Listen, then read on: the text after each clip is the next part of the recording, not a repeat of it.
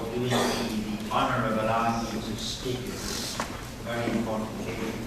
More particularly since my Portuguese is lousy, I apologize.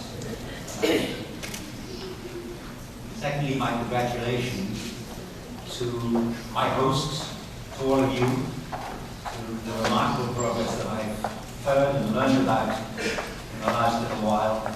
It really is a very exciting venture to begin this process of building networks. And I assume that I am here because we have a long history of creating networks that focus on the best interests of all of the children. And I think for me, my evolution from the head of a cancer oncology unit in a very large hospital focused on my hospital to a coordinator of a network, developers, one of the developers of a network that looked beyond my institution, I hope has some relevance to you, and perhaps there will be some things that you will learn from us. There certainly are things that I will learn from you as I watch this amazing evolution. So I'm asked to talk about the childhood cancer system in Ontario, and I will address the evolution from 1983 to 2011. That's a long time for a collaboration to be together. It's almost with the exception of a marriage that stays together for a very long time. What I hope to tell you is a little bit about why the system is necessary, the context of healthcare and the challenge in the area in which I work, the pediatric area. What is POGO, the Pediatric Oncology Group of Ontario, and the Ontario Childhood Cancer Control System? What have we achieved? What's the role of data, its collection, its curating and organization, and its analysis in moving care forward? Is this model applicable elsewhere? You will decide. And what have we learned about collaborations, about the culture that needs to happen to make collaborations work, about the processes, and about the benefits that may come from looking beyond our immediate environment?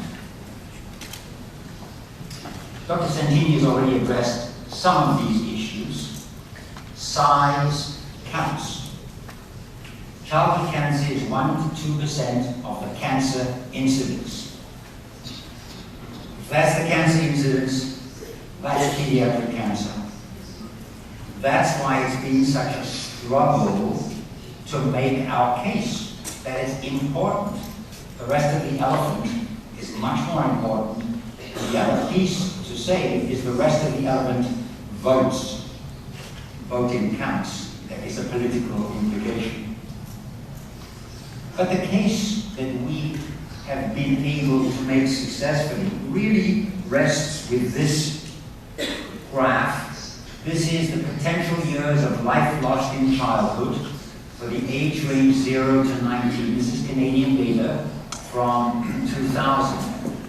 And childhood cancer is the leading cause, disease cause of loss of life in the age range 0 to 19.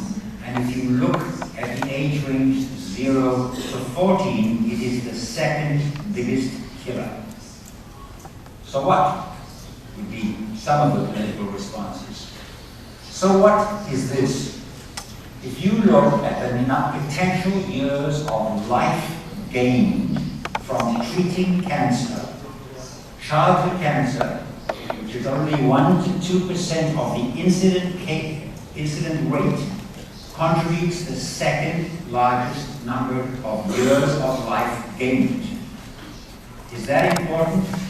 It certainly is, because the expectation of life for this population is long, and if what we have done has late effects and consequences, impact on the health system is going to be enormous. So the decision makers better listen to us. And this was important data that enabled us to make the decision makers listen. I need to tell you a little bit about the Canadian health system so that the context can be understood, and it differs from yours a little bit, but not entirely. Healthcare in Canada is defined by a federal law that requires single-payer, universal healthcare.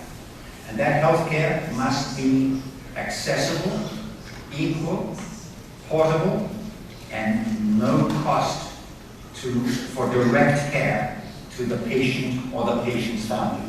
And that's the overriding law that determines Canadian health. Delivery of health is a provincial jurisdiction, or a state jurisdiction is the equivalent here.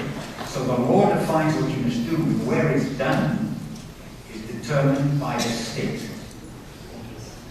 Doctors are paid by billing the provincial government for their services, but the rates are set.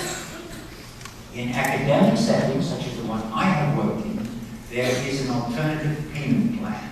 And what that means is you negotiate with the government as to how many physicians you need. The government gives you that much money, and therefore you do not compete for income. Income is fixed, and that's been a very important part. Non-physician salaries come from a hospital global budget, or in the case, so this is nurses, physiotherapists, pharmacists. And that money flows from the government to the hospital. For some programs, it flows via POGO. And I'll tell you more about that in a while. So, what were our challenges? Size counts. This is this is Ontario. It's huge. And the population is spread widely, but is concentrated down this end. For health purposes, Ontario is divided into 14 regions. And you can see this is the average annual number of cases from each region of the province. This is a 5-year average, 2003 to 2008. So there are some areas that have very few cases. They are far from the centers. The centers, the main centers are here, here, here, here, and here. So there's a whole part of the province that doesn't have specialized hospitals locally available. Every year, about 500 children are newly diagnosed, and there are about 4,000 children in active treatment or early follow-up. Like the rest of the world, we have a cure rate that's about 80%, and therefore about 100 children per year die of cancer. The other challenge that you face and we have faced is this is a classic cancer control continuum modeled on adult cancer. So, prevention, screening, diagnosis, treatment, supportive care, palliative care. That doesn't apply in pediatrics. It doesn't work in pediatrics. Ours looks like this. Prevention and screening really have no place in the pediatric world, as you all know. So really, the big focus in the adult world on prevention and screening doesn't make any sense in pediatrics. We have to focus on diagnosis, treatment, supportive care, hopefully survivorship for 80% of our patients, and for the other 20% palliative care. And so a system really needs to do this rather than that.